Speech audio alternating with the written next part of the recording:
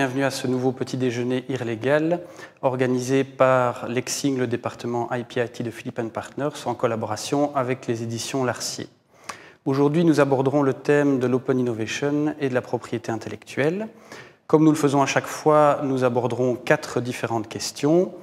La première, qui est celle de savoir comment partager et protéger sa propriété intellectuelle à la fois, l'un n'étant pas nécessairement contradictoire de l'autre. Ensuite, nous verrons comment des concurrents peuvent collaborer dans une recherche et en quoi le droit de la concurrence peut, le cas échéant, imposer des limites à cette collaboration. Nous verrons ensuite comment partager les résultats sur la recherche menée en commun et enfin, nous verrons quelques particularités d'une recherche entre universités et entreprises. Le fil conducteur de notre exposé sera le cas suivant. Une PME dénommée Fastcoly est spécialisée dans le transport express de colis industriels. Cette société doit son succès notamment à un logiciel qu'elle a développé et qui lui permet de gérer au mieux l'espace de chargement dans les véhicules ainsi que d'optimiser les tournées de livraison. Cette entreprise rencontre toutefois des difficultés dans son développement car plusieurs de ses clients doivent faire face à des changements de normes d'emballage et la société, la PME, a des difficultés à adapter son logiciel à ces nouvelles normes. Et vient donc l'idée d'un partenariat avec un centre de recherche universitaire, CRAPAC, qui est spécialisé en modélisation de la résistance de matériaux d'emballage. Alors le décor étant planté, nous allons maintenant passer à la première question.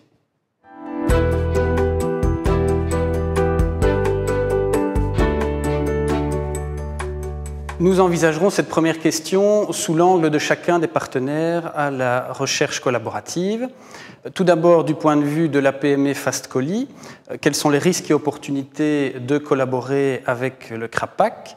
Les risques, tout d'abord, c'est évidemment le fait que Fastcoly va devoir divulguer des éléments essentiels de son savoir-faire, son logiciel, celui qui a fait son succès.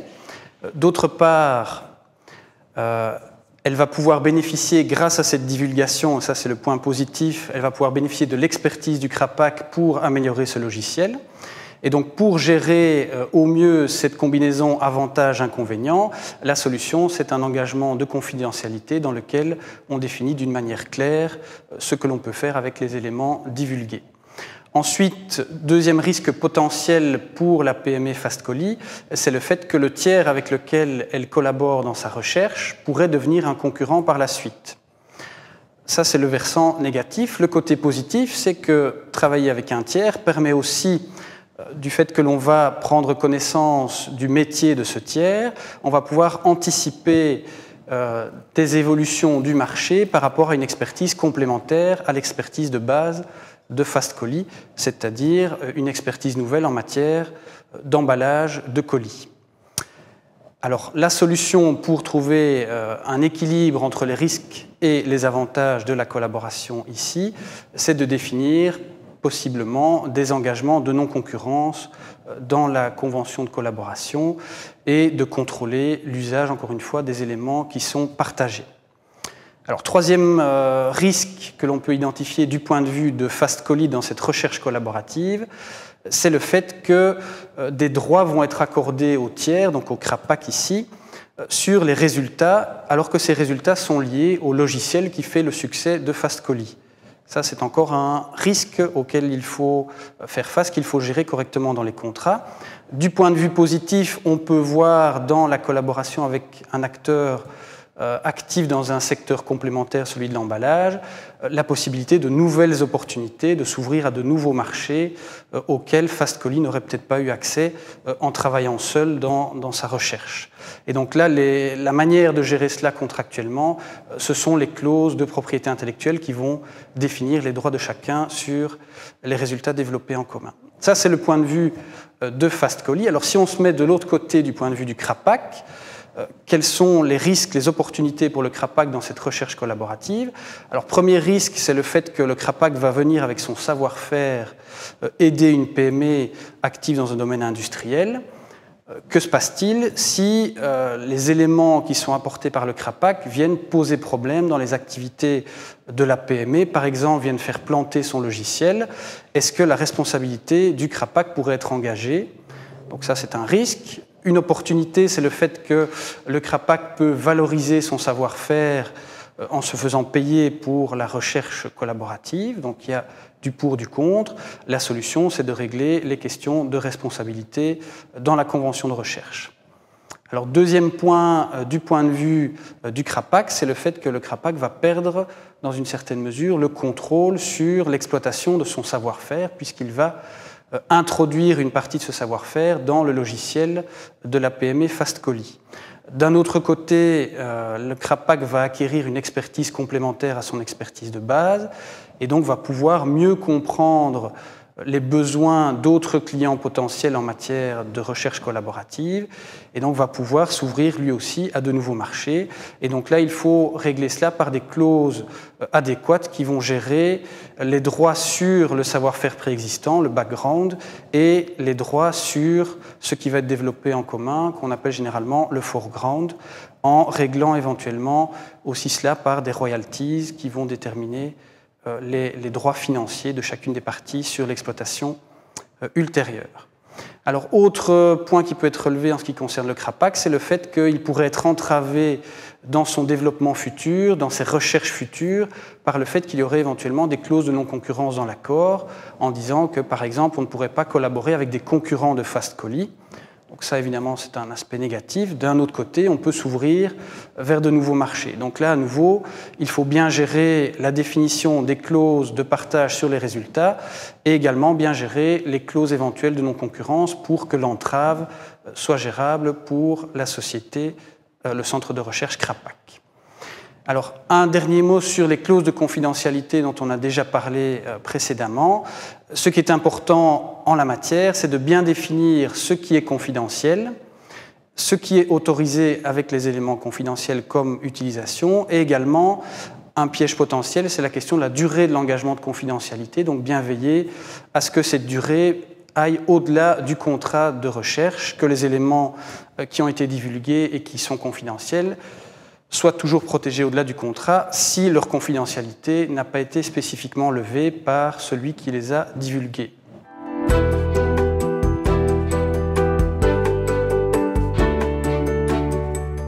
Pour aborder cette seconde question, commençons par rappeler les principes fondateurs du droit de la concurrence. Alors, d'abord, il convient de rappeler que deux entreprises rivales ne peuvent en principe pas suspendre la concurrence entre elles et ne peuvent en principe pas coopérer. C'est vrai pour tous les aspects de la concurrence, que ce soit la définition du prix de vente des produits, que ce soit la qualité des produits qui serait définie, que ce soit la recherche ou le développement en commun sur lequel les parties se mettraient d'accord. Tout cela, en principe, est interdit entre entreprises rivales. Toutefois, évidemment, le droit de la concurrence n'est pas non plus entièrement extrémiste. Il y a une possibilité pour les entreprises de sauver leur accord d'une interdiction, d'une sanction, toutes les fois où l'accord emporte plus d'effets pro-concurrentiels que d'effets anti-concurrentiels. Il s'agit alors donc de faire une mise en balance des effets pro-concurrentiels et anti-concurrentiels pour savoir si l'accord doit être sanctionné. Sur ce point, les autorités de la concurrence, la Commission européenne, l'autorité belge de la concurrence, considèrent que les accords de recherche et développement en commun doivent faire l'objet d'un a priori favorable. Pourquoi ? Parce qu'au terme de l'accord, un nouveau produit sera mis sur le marché et ce nouveau produit redynamisera la concurrence sur le marché. Dès lors, il n'y a pas souvent de sanctions en matière de recherche et développement en commun entre entreprises. Toutefois, malgré cet a priori positif, il faut bien dire que tout n'est pas autorisé entre entreprises et que lorsque la mesure est dépassée, des sanctions existent. Notamment, l'accord de recherche et développement en commun peut être annulé, en tout ou en partie, la clause restrictive de concurrence peut être annulée, mais tout l'accord également peut être annulé, ce qui veut dire une annulation également de la clause de partage des résultats de la recherche, avec une annulation subséquente du plan commercial qui avait été établi, ce qui peut donc être assez lourd lorsque la sanction tombe. Dans les cas extrêmes, on peut même imaginer, on ne l'imagine pas seulement, cela arrive, qu'une amende administrative soit imposée par l'autorité de la concurrence. Alors, même si notre objectif ici n'est pas de vous fournir une explication exhaustive de l'ensemble du droit de la concurrence appliqué aux accords de recherche en commun, nous allons essayer de brosser avec vous les grandes lignes, d'établir quelques balises qui vous permettront de vous orienter en ce qui concerne une analyse des accords de recherche et développement en commun au regard du droit de la concurrence. À cette fin, nous allons faire 3 classifications en clause rouge, clause verte, clause orange, en fonction du risque juridique qui caractérise ces différents accords. En ce qui concerne les clauses vertes d'abord, les clauses incorporées dans des accords qui sont en principe licites au regard du droit de la concurrence, nous allons lister quelques clauses favorables. C'est notamment le cas d'abord des accords de recherche et développement en commun, des clauses de recherche et développement en commun qui unissent des entreprises non concurrentes. Parce que, par exemple, ces entreprises n'ont pas la capacité, que ce soit humaine, intellectuelle, financière, matérielle, de faire de la recherche et développement chacune de manière indépendante. Dans ce cas de figure, les entreprises sont évidemment autorisées à agir conjointement, parce que sinon, simplement, le nouveau produit ne serait jamais mis sur le marché. Ces entreprises ne sont pas considérées comme étant concurrentes en matière de recherche et développement en commun. Il en va de même, par exemple, des accords d'externalisation où une entreprise décide de commander, par exemple, à un centre de recherche universitaire, de la recherche pour améliorer ses produits, les produits qu'elle met sur le marché. Dans ce cas, il y a externalisation, il y a prise en charge financière intégrale de la recherche et des efforts de développement, et en sens inverse, il y a restitution de l'ensemble des résultats de la recherche, de l'ensemble des droits de propriété intellectuelle à celui qui a payé. Dans ce cas de figure, il n'y a pas véritablement d'accord de recherche et développement entre entreprises concurrentes, et l'accord ne pose aucun problème. C'est encore le cas lorsque la recherche et le développement intervient à un stade particulièrement précoce, au stade de la recherche fondamentale. On est loin du marché, et dans cette mesure, on considère que l'accord n'est pas susceptible d'affecter la concurrence commerciale entre entreprises concurrentes. Et puis, c'est encore le cas pour les accords de recherche et développement purs, soit ceux qui n'impliquent pas de clauses qui viendraient modaliser la commercialisation de la recherche.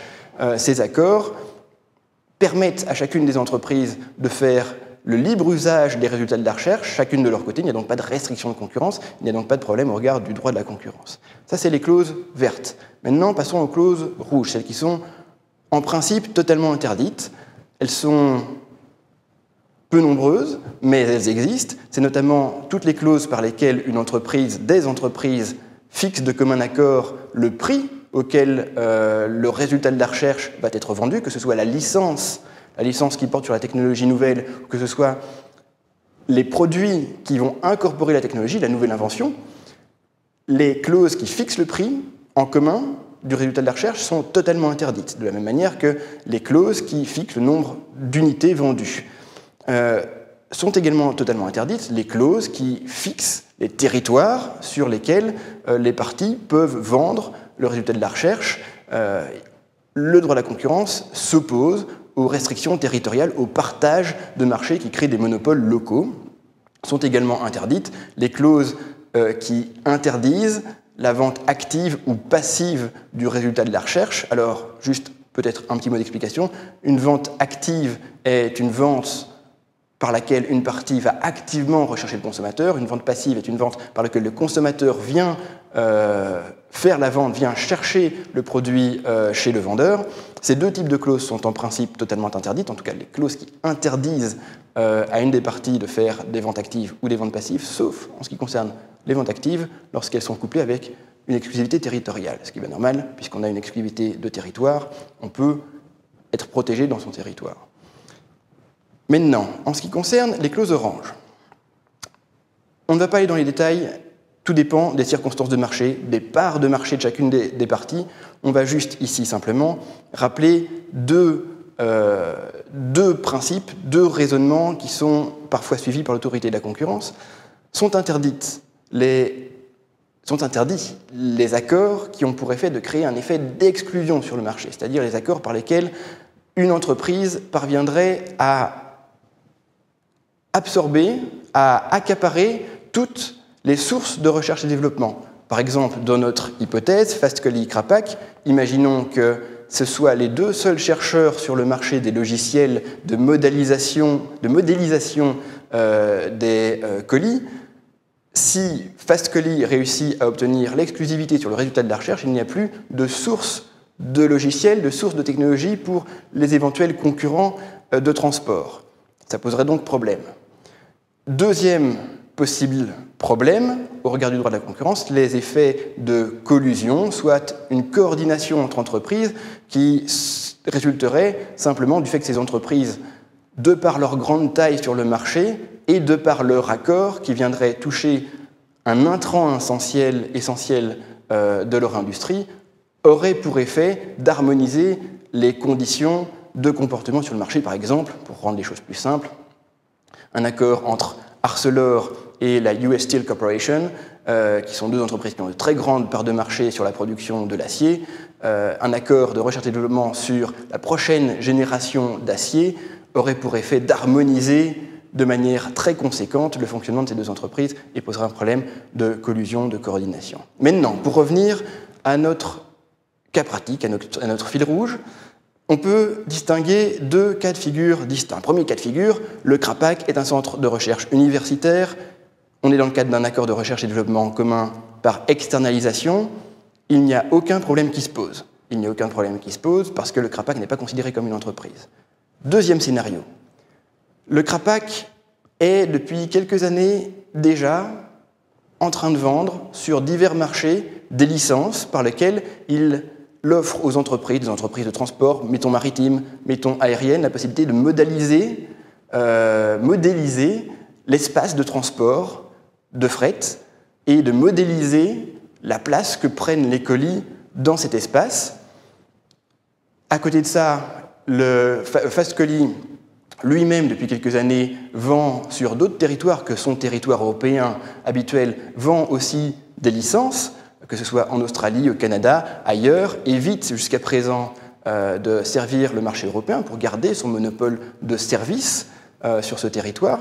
On peut imaginer qu'un accord de développement en commun, ici, porterait une atteinte fondamentale à la concurrence si, par exemple, les parties conviennent que le résultat de la recherche sera vendu à un certain prix, le logiciel sera vendu à un certain prix, ou alors, autre hypothèse, lorsque les parties conviennent que le résultat de la recherche, les logiciels, ne seront vendus dans le cadre de licences que de manière séparée, c'est-à-dire Fast-Colly s'assure qu'aucun logiciel ne soit vendu sur les territoires européens pour conserver son territoire protégé, tandis que le Krapak vendra sur des territoires étrangers où Fast-Colly n'est pas actif sur les services. Il y a un réel effet d'exclusion, un réel effet de forclusion. La clause sera définitivement interdite. Voilà. Ça, c'était pour ce qu'on pouvait dire de l'application du droit de la concurrence aux accords de recherche et développement en commun entre concurrents. Nous allons maintenant passer à la troisième question de ce tir légal.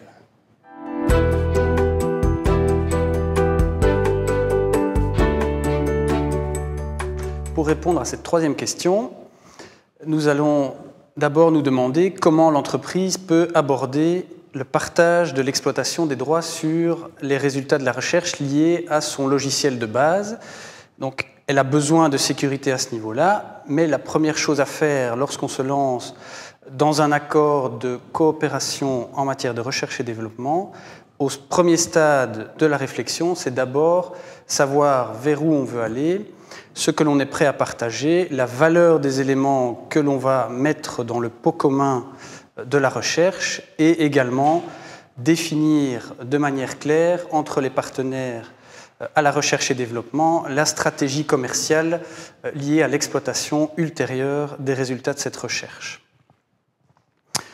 Alors, par rapport à ce partage de l'exploitation des droits, une distinction fondamentale que l'on fait dans les clauses de propriété intellectuelle propres aux accords de recherche et développement consiste à distinguer d'une part le background, c'est-à-dire ce qui est préexistant à la recherche en commun, que l'on va mettre dans le pot commun, que l'on va partager avec son partenaire, et le foreground, ce qui est le résultat de la recherche menée en commun. Et là se posent plus évidemment les questions d'exploitation. Alors, quand on a les deux aspects qui sont clairement définis dans l'accord, la première question à se poser par rapport au résultat, c'est tout d'abord de savoir si l'exploitation du résultat qui va être produit en commun par cette recherche, est-ce que ce résultat peut être exploité indépendamment ou non d'éléments préexistants appartenant à l'une ou l'autre des parties. Alors, lorsque les résultats produits par la recherche en commun sont étroitement liés au background d'une des parties, l'exploitation de la recherche en commun ne peut évidemment être dissociée de la question de l'exploitation de ce background, et donc se pose la question des droits d'accès à ce background préexistant. Donc, qu'est-ce que l'on autorise comme accès, dans quelles limites, pour quelle finalité d'utilisation, pour quelle durée, moyennant quelle contrepartie financière. Donc, toutes ces questions-là doivent être soigneusement réglées dans l'accord de recherche et développement. Autre question qui se pose également, c'est celle de l'accès des tiers à ce background, puisque si vous voulez exploiter le résultat de la recherche menée en commun et que ce résultat n'est pas dissociable du background de l'une des parties, va nécessairement se poser la question pour les tiers auxquels vous allez concéder des licences sur l'exploitation des résultats, va se poser la question de l'accès de ces tiers au background de l'autre partie. Et donc, la question de l'accès au background doit aussi être liée à la question de l'accès des tiers aux résultats de la recherche menée en commun. Alors, un type particulier de résultat, d'exemple dans cette problématique, c'est la question du résultat en commun qui consiste à l'amélioration d'un background préexistant de l'une des parties. Dans le cas qui nous occupe, vous avez le logiciel de la PME FastColli qui va être amélioré par la recherche en commun. Alors, ce logiciel va naturellement rester la propriété de FastColli, mais se pose la question de l'exploitation des améliorations qui vont être réalisées grâce à la contribution commune de FastColli et de Crapac sur le logiciel préexistant. Alors, si ces améliorations sont détachables du background, on peut imaginer un partage d'exploitation, le Crapac pouvant obtenir certains droits sur l'exploitation qui serait indépendante alors de ce background du logiciel de base de FastColli. Alors, dans ces situations-là, il faut évidemment, pour la PME et pour FastColli, prévoir des limites à cette exploitation, de sorte que l'exploitation par le Crapac ne puisse pas se faire au détriment de la position concurrentielle de FastColli.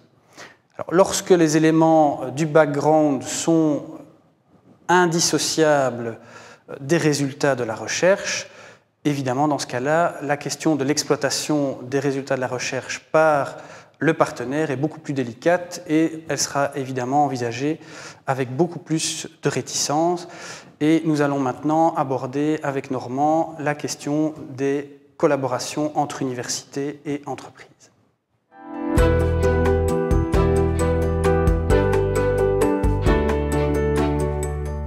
Un accord de recherche et développement en commun avec un centre de recherche universitaire peut aussi poser des problèmes au regard du droit des aides d'État. En effet, dans la mesure où l'entreprise bénéficie de l'assistance d'une entité publique, il y a un risque de transfert d'avantages de l'entité publique vers l'entreprise, l'avantage pouvant prendre en fait toute forme. Le droit des aides d'État ne sanctionne pas uniquement les subventions, mais tout avantage, donc notamment toute prestation qui serait offerte par les pouvoirs publics à l'entreprise. Dès lors, il faut se poser la question de savoir si il n'y a pas un problème de droit des aides d'État.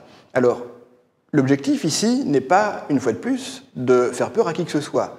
Les aides d'État à la recherche et au développement sont appréciées de manière très souple par les autorités de la concurrence. Et il est peu fréquent qu'il y ait de véritables problèmes en la question. Toutefois, encore une fois, tout n'est pas permis, tout n'est pas autorisé, et il convient de distinguer les circonstances dans lesquelles un accord de recherche et développement en commun avec un centre universitaire peut être autorisé au regard du droit des aides d'État. À cette fin, on distingue généralement deux situations. On revient à un scénario déjà évoqué antérieurement, qui est le scénario de l'externalisation de la recherche.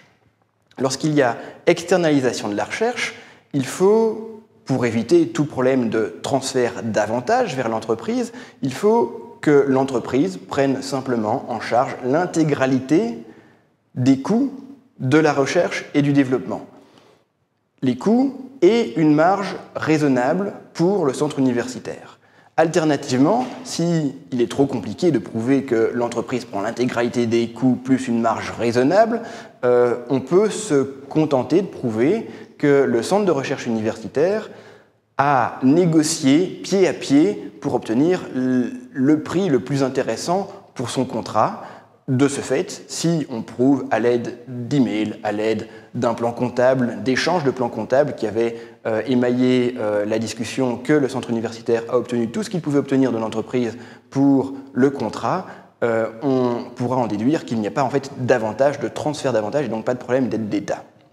La deuxième hypothèse, celle non pas de l'externalisation, celle non pas du travail de commande, mais d'un véritable partenariat, est un petit peu plus complexe. C'est l'hypothèse où finalement l'entreprise n'a peut-être pas les moyens de mettre l'argent sur la table pour financer l'intégralité de la recherche et où les entreprises préfèrent véritablement coopérer. Dans cette hypothèse, la seule chose que le droit des aides d'État requiert pour qu'il n'y ait pas d'aide d'État, pas de transfert d'avantages, c'est que les parties se mettent d'accord pour un partage des résultats de la recherche. On ne peut pas financer votre recherche, on coopère pleinement, mais simplement, il ne faut pas que l'entreprise bénéficie de l'intégralité des résultats de la recherche. Donc, il faut de manière équitable, par des clauses contractuelles, régler les résultats de la recherche qui seront répartis en fonction, par exemple, de la contribution au coût, de la contribution dans les efforts de recherche, ou alors en fonction des besoins de chacune des parties quant aux résultats de la recherche. Éventuellement, il est possible de modaliser encore ce partage des droits de propriété intellectuelle. Il ne doit pas nécessairement être équitable et l'entreprise qui voudrait un peu plus que sa part peut y prétendre pourvu qu'elle paye le prix de la propriété intellectuelle dont elle bénéficie au-delà de sa part. Pourvu que ces exigences soient remplies, il n'y aura tout simplement pas de problème au regard du droit des États parce qu'aucun avantage n'aura été transféré. Maintenant, quels sont les risques? Les risques, si jamais l'avantage devait être transmis, un avantage devait être transmis, si l'entreprise devait bénéficier de trop de prestations ou de trop de résultats de propriété intellectuelle, il faudrait encore voir si la Commission autorise ce genre de transfert, ce genre d'avantage. Encore une fois, ici, on serait confronté à une aide d'État, à un transfert d'avantages, mais tous les transferts d'avantages, toutes les aides d'État ne sont pas nécessairement interdites par la Commission européenne. La Commission européenne peut considérer qu'une aide d'État à la recherche et au développement est favorable au bon fonctionnement du marché européen. Elle a notamment, à cette fin, établi un certain nombre d'instruments qui établissent dans quelle mesure, en montant, en intensité, une aide peut être autorisée. Ces montants, ces intensités, comme je vous le disais il y a quelques instants, sont généralement très favorables, très souples, en sorte qu'il est relativement peu probable qu'une sanction soit prononcée. Il faut simplement ne pas aller au-delà de ce qui est permis, ou à tout le moins être dans les conditions fixées par la Commission européenne pour un transfert d'aide d'État. En sens inverse, si jamais cette mesure, ces conditions devaient être dépassées, il y a une sanction qui risquerait d'être prise, la sanction étant tout simplement le remboursement de l'aide. Si une aide est illégale parce que non autorisée par la Commission européenne, le bénéficiaire de l'aide doit rembourser les montants qu'il a touchés à l'entreprise qui lui a fait bénéficier de l'aide. C'était, je crois, ce qu'il fallait dire ici sur le droit des aides d'État. Maintenant, nous allons brièvement conclure cette IR Legal consacrée à l'Open Innovation en vous rappelant les quelques lignes directrices que nous avons essayé de tracer. L'Open Innovation entre entreprises ou avec un centre de recherche peut être bénéfique. tant à l'entreprise qu'au centre de recherche, il y a des synergies, il y a des avantages de part et d'autre qui peuvent être tirés de l'Open Innovation. Toutefois, il s'agit d'encadrer de manière correcte la coopération avec un contrat qui soit bien pensé, bien rédigé, éventuellement à l'aide d'un conseil extérieur, pour veiller à ce que les technologies des parties soient protégées en amont, que le résultat de la recherche et de l'innovation soit partagé de manière efficace entre elles. Il s'agit également de s'assurer que ni le droit de la concurrence, ni le droit des aides d'État n'ont été violés. C'est ce que nous pouvions vous dire sur ce sujet. Nous vous remercions de votre attention.